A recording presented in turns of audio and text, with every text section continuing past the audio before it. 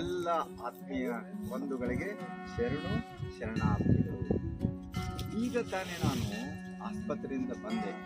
ಕಾರಣ, ಒಂದು 15 ದಿವಸದ ಕೆಳಗೆ ನಾನು ಮನೆಯಲ್ಲಿ ಬಿದ್ದೆ. ಅದು ಕಾಲಿಗೆ ಪೆಟ್ಟಾಗಿತ್ತು, ಒಳಗೆ ಒಂದು ಗಂಟದಾಗಿತ್ತು. ಹೀಗಾಗಿ ನಾನು ಅಲ್ಲಿ ಗಂಟಾಗಿ ತುಂಬಾ ಅದು ತೊಂದರೆ ಕೊಡ್ತಾ ಇತ್ತು. ಅದನ್ನು ಚಿಕ್ಕದಾದಂಥ ಶಸ್ತ್ರಚಿಕಿತ್ಸೆಯನ್ನು ಮಾಡಿ ಈಗ ತಾನೇ ನಾನು ಮಂಟೂರು ಗ್ರಾಮದ ಮಾವಿನ ತೋಟದಲ್ಲಿ ಬಂದಿದ್ದೆ. ಸುಂದರವಾದ ನಿಸರ್ಗ ಇದೆ, ಮಾವಿನ ತೋಟಗಳು ತುಂಬ ಚೆನ್ನಾಗಿ ಹಣ್ಣುಗಳಾಗಿದೆ. ಅದನ್ನು ನೋಡಿದಾಗ ತುಂಬ ಸಂತೋಷ ಆಯ್ತು ನನಗೆ.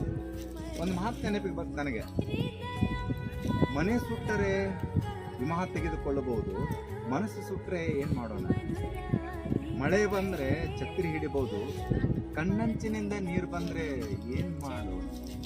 ದೇಹಕ್ಕೆ ಗಾಯ ಆದರೆ ಮಲಾಮ್ ಹಚ್ಚಬಹುದು, ಮನಸ್ಸಿಗೆ ಗಾಯ ಆದರೆ ಏನು ಮಾಡೋಣ? ಕಾಲಲ್ಲಿ ಮುಳ್ಳು ಚುಚ್ಚಿದರೆ ತೆಗೆಯಬಹುದು, ಮನಸ್ಸಿಗೆ ಮಾತು ಚುಚ್ಚಿದರೆ ಏನು ಮಾಡೋಣ? ಸಿಂಹ ಗರ್ಜಿಸಿದರೆ ಓಡಿ ಹೋಗ್ಬೋದು, ಅಹಂಕಾರ ಗರ್ಜಿಸಿದರೆ ಏನು ಮಾಡೋಣ? ತುಂಬ ಕಷ್ಟ ಇದೆ. ದೇಹಕ್ಕೆ ತೊಂದರೆಗಳಾದಾಗ ನಾವು ಬಹಳ ಸರಳ ರೀತಿಯಲ್ಲಿ ನಾವು ಈ ದೇಹದ ಸಮಸ್ಯೆಯಿಂದ ಹೊರಗೆ ಬರ್ಬೋದು. ಆದರೆ ಮನಸ್ಸಿಗೆ ಬೇರೆಯವರಿಂದ ಸಂದರ್ಭ ಸನ್ನಿವೇಶಗಳಿಂದ ನಮಗೆ ತೊಂದರೆಗಳಾದಾಗ ಅದರಿಂದ ಹೊರಗೆ ಬರೋದು ತುಂಬ ಕಷ್ಟ ಆಗ್ತದೆ. ಮನಸ್ಸಿಗೆ ತುಂಬ ನೋವಾದಾಗ, ಸಂಕಟ ಆದಾಗ, ಭಯ ಆದಾಗ, ತಳಮಳ ಆದಾಗ ಅದು ದೇಹದಲ್ಲಿ ರೋಗ ರೂಪದಲ್ಲಿ ವ್ಯಕ್ತವಾಗ್ತದೆ.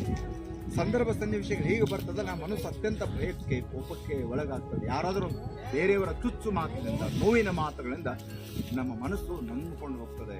ಬಸವ ತಂದೆಯವರು ಒಂದು ಕಡೆ ಹೇಳ್ತಾರೆ, ತನಗೆ ಮುನಿಯುವವರಿಗೆ ತಾ ಮುನಿಯಲೇ ಕಯ್ಯ, ತನಗಾದ ಆಗೇನು ಅವರಿಗಾದ ಚೇಗೇನು, ತನುವಿನ ಕೋಪ ತನ್ನ ಹಿರಿತನದ ಕೆಡು, ಮನದ ಕೋಪ ತನ್ನ ಅರಿವಿನ ಕೆಡು, ತನ್ನ ಮನೆಯ ಕಿತ್ತು ತನ್ನ ಮನೆಯ ಸುಡುವುದಲ್ಲದೆ ನೆರೆಯ ಮನೆಯ ಸುಡುವುದೇ ಕೂಡಲ ಸಂಗಮ ದೇವ ಅಂತ ಹೇಳ್ತಾರೆ.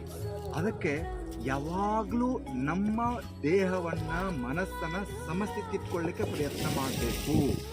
3 sides of an angle is a triangle ಅಂತ ಹೇಳ್ತಾರೆ. 3 ಭುಜಗಳು ಸಮವಾಗಿದ್ದರೆ ಅದಕ್ಕೆ ತ್ರಿಕೋಣ ಅಂತ ಕರಿತೇವೆ. ಹಾಗೆ ನಮ್ಮ ಬದುಕಿನಲ್ಲಿ IQ, ಇಂಟೆಲಿಜೆಂಟ್ ಕೋಶನ್ ಕರೆಕ್ಟ್ ಆಗಿರಬೇಕು. ವ್ಯಾವಹಾರಿಕ ಜಗತ್ತಿನಲ್ಲಿ ನಾವು ಮನೆಗೆ ಬಂದಾಗ EQ, ಸಂಬಂಧಗಳನ್ನು ಚೆನ್ನಾಗಿ ಇಟ್ಕೊಳ್ಬೇಕು. ನಮ್ಮ ಕುಟುಂಬ, ನಮ್ಮ ಪರಿವಾರ, ನಮ್ಮ ಹೆಂಡತಿ ಮಕ್ಕಳ ಜೊತೆ, ಅವ್ರ ಜೊತೆಗೆ ನಾವು ಸಂಬಂಧಗಳನ್ನು ಚೆನ್ನಾಗಿ ಇಟ್ಕೊಳ್ಬೇಕು.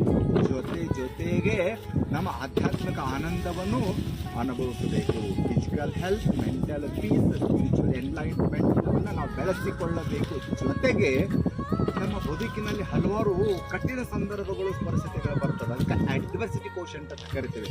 ಅಡ್ವರ್ಸಿಟಿ ಕೋಶಂಟ್ ಅಂತಂದ್ರೆ ಪ್ರತಿಕೂಲ, ಸಂದಿಗ್ಧ ಪರಿಸ್ಥಿತಿಗಳನ್ನು ನಿಭಾಯಿಸುವ ಶಕ್ತಿಯನ್ನು ನಾವು ಬೆಳೆಸ್ಕೊಳ್ಬೇಕು. ಆ ಚಿತ್ತಪ್ರತಿಯಂತ ಬೆಳೆಸ್ಕೋಬೇಕಂತಂದ್ರೆ ಸಜ್ಜನರ ಸಂಘ, ಉತ್ತಮವಾದ ಪುಸ್ತಕಗಳನ್ನು ಓದುವುದು, ಜೊತೆಗೆ ನಾವು ಪ್ರತಿದಿನ ವ್ಯಾಯಾಮ, ಪ್ರಾಣಾಯಾಮ, ಧ್ಯಾನವನ್ನು ಮಾಡುವುದರ ಜೊತೆಗೆ ನಮ್ಮ ಫಿಸಿಕಲ್, ಮೆಂಟಲ್ ಹೆಲ್ತನ್ನು ಸರಿಯಾಗಿ ಇಟ್ಕೊಳ್ಬೋದು. ಅದಕ್ಕಾಗಿ ಒಳ್ಳೆಯ ರೀತಿಯ ಜೀವನ ಸಿಗಲಿಕ್ಕೆ ನಾವು ಪ್ರಯತ್ನ ಮಾಡಬೇಕು. Do our duty properly. ನಮ್ಮ ಕರ್ತವ್ಯವನ್ನು ಸರಿಯಾಗಿ ನಿಭಾಯಿಸ್ಕೊತಾ ನಮ್ಮ ಆತ್ಮಸಾಕ್ಷಿ ಬದುಕಿದ್ರೆ ನಮ್ಮ ಬದುಕು ಉದಾರವಾಗುತ್ತದೆ. ಹಿಂದಿನ ದಿನ ನಾನು ಮಂಟೂರು ಗ್ರಾಮದ ಶ್ರೀ ಲಕ್ಷ್ಮಣ ಜಗದಾಳ್ ಅವರ ಒಂದು ಸುಂದರವಾದ ಮಾವಿನ ತೋಟದಲ್ಲಿ ಇದ್ದೇನೆ. ಅವರ ಮನೆಯಲ್ಲಿ ಇವತ್ತು ಪ್ರಸಾದ ಆಯಿತು.